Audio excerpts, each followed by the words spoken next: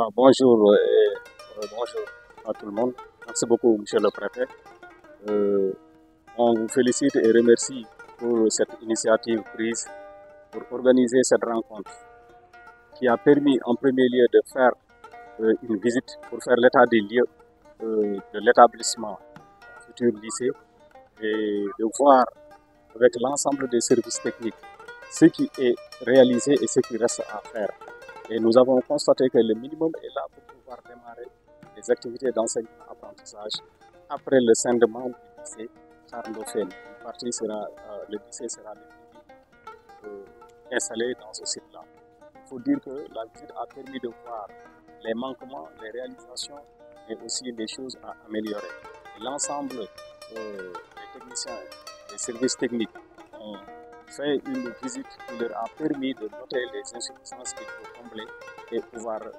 dérouler ici des enseignements d'apprentissage de qualité. Et chaque service à son niveau en ce qui le concerne a pu faire des observations que le préfet a bien vouloir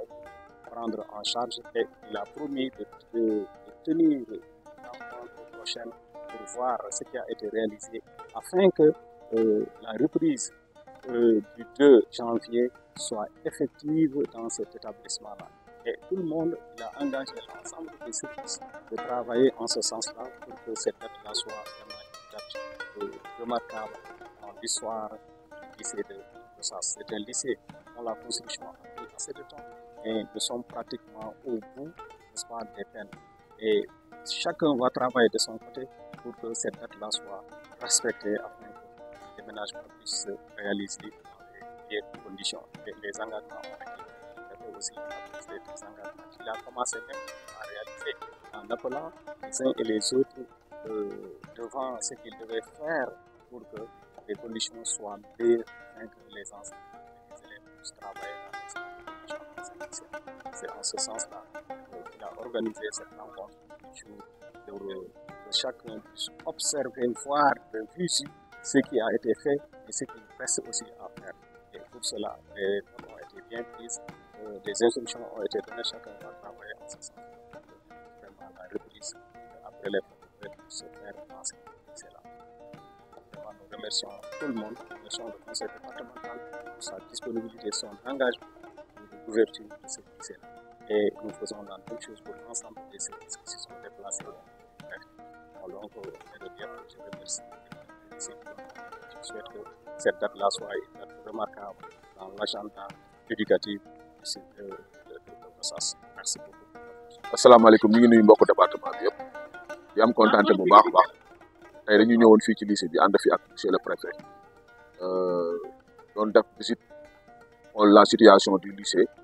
le nouveau lycée bi nga xam ne moom la tabax au niveau du département mu àndi ci ak l' inspecteur de l' éducation de la formation bi nga xam ne moom la état dénk lépp loo xam ne jàngal la test le secrétaire général mooy inspecteur Fodé Diallo ànd ci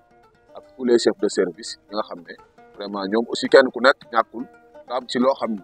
war na ci dugal loxoom pour lycée bi vraiment condition yi nga xam ne moom lañ soxla vraiment mu nekk condition yu réuni alhamdulilahi rabbil alamin parce que bi ñu visité aussi lycée bi vraiment équipement bi moom lépp est sur place te loolu vraiment moo nekkoon li nga xam ne moo nekkoon le point faible wala bokk moo nekkoon li nga xam ne moo nekkoon jafe-jafe pour lycée autorités yi nga xam ne ñooy yor wàllu njàng vraiment gis ne comme loolu ñëw na te lycée bi vraiment ça fait 10 ans ñu koy xaar jaadu na aussi mu fixer une date boo xam ni moom la ñuy fixer pour élèves yi mën fi ñëw jàng ñu visiter ba pare préfet it vraiment ci xalaatam bu rafet ñu toog waxtaan def la situation mais bi ñu defee situation ba pare vraiment ñëpp d'accord que ni le 2 incha allahu rabbi école bi mën nañ xale yi mën nañ fi ñëw jàng c'est là am na nag ci yi nga xam ne vraiment aussi war na ci def ay jéego pour mu nekk loo xam ne balaa le 2 dinañ ko mën a en tout cas saafara en tout cas li jëm ci wàllu conseil départemental mooy ndox bi fay nañ ko pare parce que préfet sax woon na waa Sen'Eau nee nañ ndox bi moom suba dinañ fi ñëw pour installer ko courant bi également ñëw na xëy na installation yi xaw na am yu am ay problème mais yooyu yëpp danañ ko régler kaddu gi daal mooy vraiment li ci fekk daal dal na xel te it wax dëgg yàlla dina permettre xale yi ñëw jàng ci école bi parce que loolu moom mooy vraiment li nga xam ne mooy avantage vraiment di wax aussi le président du conseil départemental lycée bi vraiment daf ko def sa priorité parce que lépp loo xam ne lu jëm ci wàllu conseil départemental la te mu war a dem ci lycée bi vraiment matale na ko ba mat sëkk yeneen ñi nag peut-être au cours ci déroulement kii bi lycée bi ñun dinañ def accompagnement ci lycée bi lépp loo xam ne conseil départemental war na ci dugal loxo dugal en tout cas daal ñu ngi ñaan yàlla nañu yàlla may fekk ak tal ba la doo ñu jàng di wax ne aussi parents d'élèves yi nag di waajal aussi seen élèves yi pour mën a ñëw fii parce que fii yaakaar naa li fi nekk conditions yi moom vraiment c'est de très bonnes conditions yoo xam ne vraiment xale yi war nañ ci mën a jàng ñu sant ñëpp di gërëm ñëpp asalaamaaleykum wa rahmatulah. Voilà donc tey dañu ñëwoon fii ci lycée bi ak toutes les autorités donc de Gossas à commencer par le préfet l'inspecteur de l'éducation et de la formation waa sapeur-pompier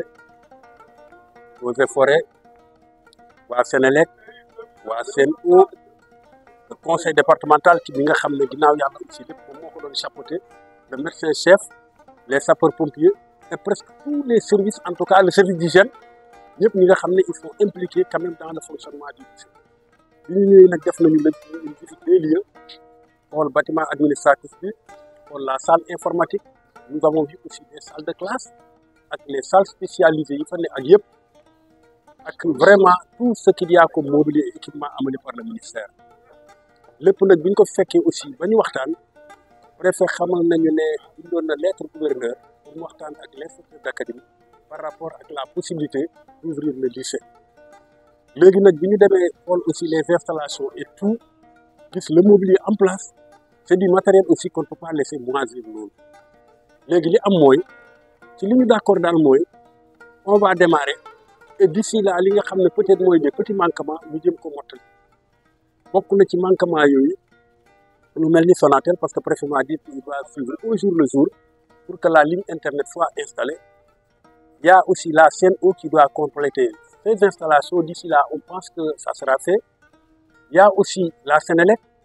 boo xam ne par rapport au courant aussi mu fexe ba fournir un courant boo xam ne dana faire fonctionner tout l'établissement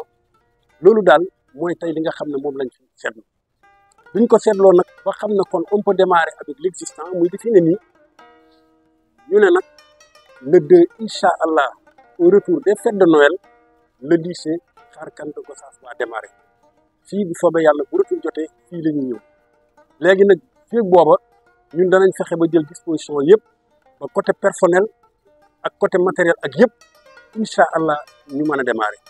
di ñaan yàlla nag yàlla may quand même li fi ak jàmm ak salaam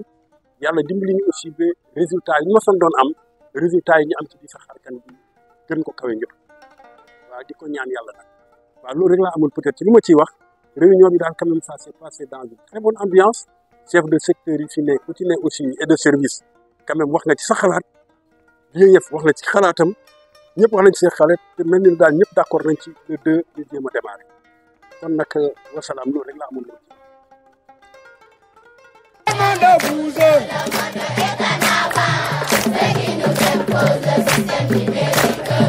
Demande